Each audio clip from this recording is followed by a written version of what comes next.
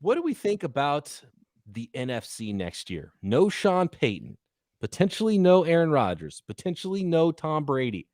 How wide open is that path for the 49ers? And do you agree with my statement? I think I just said the 49ers are the best defense in the NFL. I meant they have the best defense left in the playoffs. And who knows, next year they could have the best defense in the NFL, especially if DeMeco Ryans comes back. And I feel like that's getting less and less likely by the day. Yeah. But juggernaut defense for the 49ers coming back next year. Trey Lance, his first full year as a starter. And I'm talking 2022. I'm talking beyond. Like the 49ers in a really good spot right now, right? To potentially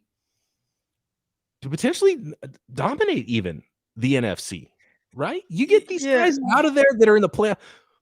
Tom Brady and Aaron Rodgers have been in the NFC Championship game every single year for damn near 20 years. They're going to be gone. Sean Payton, one of the best coaches in the NFL, is going to be gone. The AFC has Josh Allen and Patrick Mahomes, and the AFC has Justin Herbert and Joe Burrow, Lamar Jackson, right? Like the NFC. Joe Burrow. Even Joe Mac Burrow. Jones. I mean, throw Mac Jones in there too. The NFC is the place to be. This thing's wide open for Kyle Shanahan and Trey Lance. If that marriage is legit, they could be doing this thing for a while. And we could be talking a lot about football games in January in the future. I'd say the one tough thing with the 49ers, you start kind of looking ahead a little bit. Some of their players are getting a little old. So, you look at, there's a few guys, I'm always looking at the secondary. Tart, Ward, and Williams are all pushing 30 years old now. Mm-hmm. So they're starting to get a little, old, long in the tooth.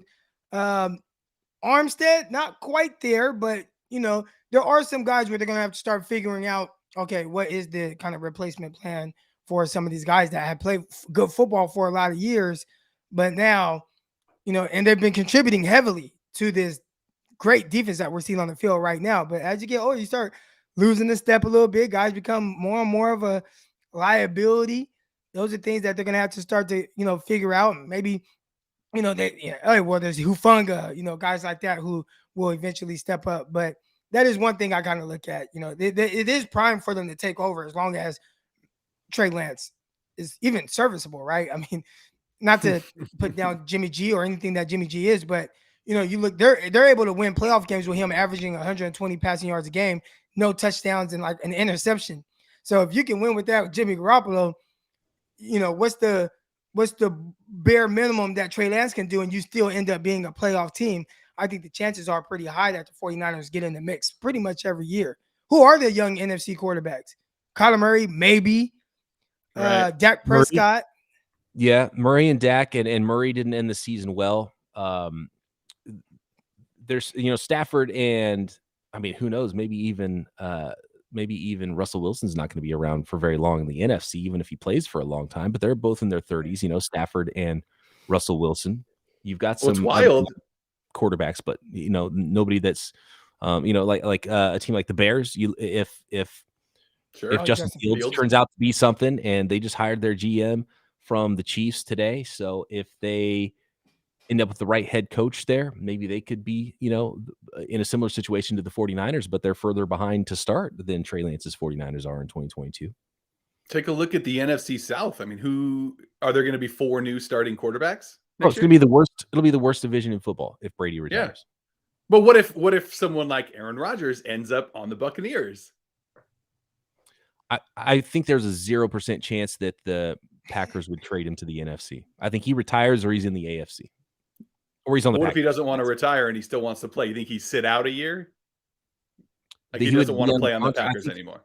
I think he would have, it would just have to be the Broncos or whatever. It would have to be an AFC team. I don't think the Packers aren't going to send him to an NFC team. I would be shocked. I think the tough thing with him is you're probably gonna have to trade him where he wants to go. And he seems like a very difficult person. Like whenever these negotiations start going down, he's going to be very specific about what he wants. And if they're not willing to do that, I think things can go kind of haywire. So I think that I don't know. I leave everything open. It's going to be whatever A-Rod wants, I'm assuming. Because remember what Antonio Brown did, right? When Pittsburgh was talking about trading him, and the first team that came up was Buffalo, and they're like, "Oh, we're trading him to Buffalo." He was like, "Going to Buffalo," and they had to kind of like turn that whole thing down. It was kind of a weird situation, which now you look at it and what Josh Allen ended up being is like, hey, maybe that would have been kind of good for you in your Missed career. the boat. Yeah, he missed the boat for sure. But at that time, that's crazy to see where Josh Allen is now, and he's like, one of the best quarterbacks in the NFL. At that time, he was just this wild card type quarterback that nobody knew what the hell he was. He was extremely kind of erratic, even though they had just went to the playoffs. Yeah, somebody who got it was Stephon Diggs. I remember when he first signed there, I was like, oh man, what's he thinking? He's going from the Vikings playing on turf with Kirk Cousins, and he's going to go play in Buffalo. Are we ever going to hear from Stephon Diggs Josh again? Allen? Yeah, exactly. Like this wild card, this young guy who is like 60% accuracy. Like, it's crazy. It was less than that. It was like 54%. Like his first 2 years combined, it was like 54%. Yeah. You're right. I actually just saw a breakdown that went all the way back to JV Fireball High School stats for Josh Allen and his progression in his completion percentage. And it was like JV Fireball High School, 52%, varsity for 2 years, 58%, then Reedley Junior College, 48%, and then Wyoming the first year, 52, then 56%, then first year in Buffalo, 58%, and then jumped up to 68% in 2020. 52 his first year in Buffalo, 58 his second year in Buffalo. And I watched the game because, this was heading into Trey Lance's second start. And I'm just like, okay, Trey Lance was a little erratic in the first game. What does it look like? Like, let me see what it looked like from Josh Allen in his second game. And I think I even clicked on, it wasn't even a second, it was like his fourth start. And he was playing against the Packers. And I was watching it. I was just like, what the hell? This is some of the worst quarterbacking I've ever seen. Like, it was just, throwing passes all over the place. Okay, I'm just going to just chuck it deep, and I throw it 10 yards over everybody's head. He tried to run away from every sack. He got sacked like 6 times, but a lot of it was just him I don't even know what the hell he was doing. It was so terrible. And I'm like, oh my gosh, if Trey Lance looks anything like this against Houston, 49ers are going to be in trouble. And obviously, Trey Lance, even his first half, like if Buffalo would have 100% taken that first half from Trey Lance, which was still kind of like, okay, eye test says, a little weird. They would have taken that over whatever the hell it was I saw from Josh Allen, because that was terrible. Yeah. So to see where he is now, he's like the best quarterback in the league. And now people are like, man, I just hope Trey Lance is 5% of what we see from Josh Allen. I'm like, man, if you wouldn't been saying that when the games I just watched. And Lance isn't nearly as wild as Josh Allen was coming out of college either. So a ton to work with there. So what I'm hearing from you guys is this is the beginning of a new dynasty for the 49ers, right? We can all agree that sounds right. Yeah, that's accurate. Yeah, I think so. I have a lot of faith in Kyle Shanahan. I do too. I do too. There's going to be players open for Josh Allen, or for now I'm calling him Josh Allen, for Trey Lance to throw to. And I don't want to put the Josh Allen thing on him, but right now he's the hot name and big, strong, big-armed, athletic quarterback. You can do a lot with that, and I think Kyle Shanahan will be able to do a lot with that as well. We didn't even mention Desean Watson. Obviously we don't know what's going to go on with that situation, but that's a whole nother puzzle piece to the puzzle with all this stuff. But I will say this, and I thought of Desean Watson. Yeah, I thought of Desean Watson because of his in Josh Allen's year 2, 58% passer, but Buffalo went to the playoffs and they played against each other. It was Watson versus Allen. Remember, Buffalo jumped out to a 16-0 lead and Watson had that miraculous comeback. But even if the 49ers were able to get, in Trey Lance's year 2, if it looks like Josh Allen's year 2, I think people would be happy with that after what we've seen from Jimmy Garoppolo and, no back-to-back full season NFC Championship appearances.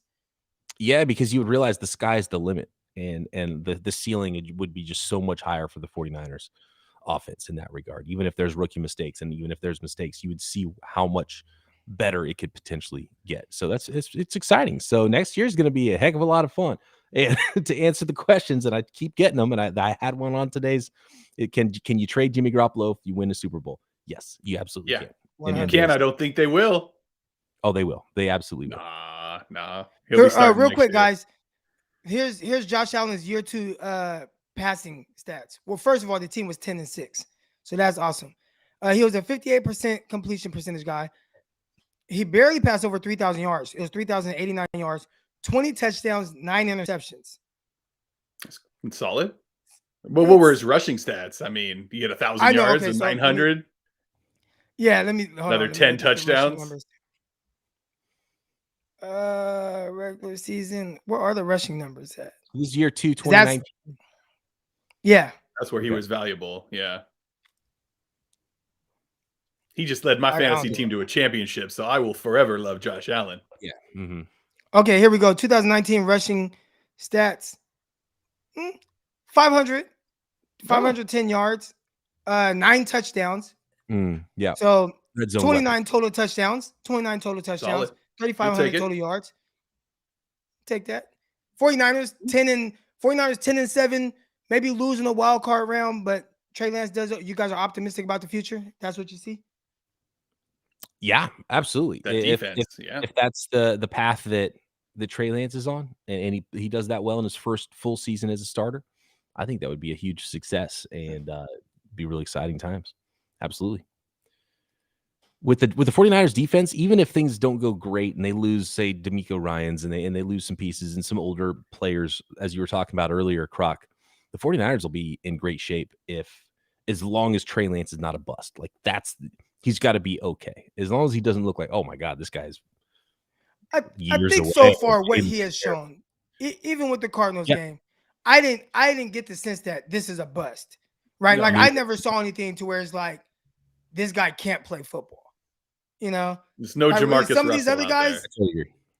Some of these other guys we've watched, some of these other rookies is like, let's praying for better days. I'm pretty sure they're organized. I didn't get that sense from Trey Lance.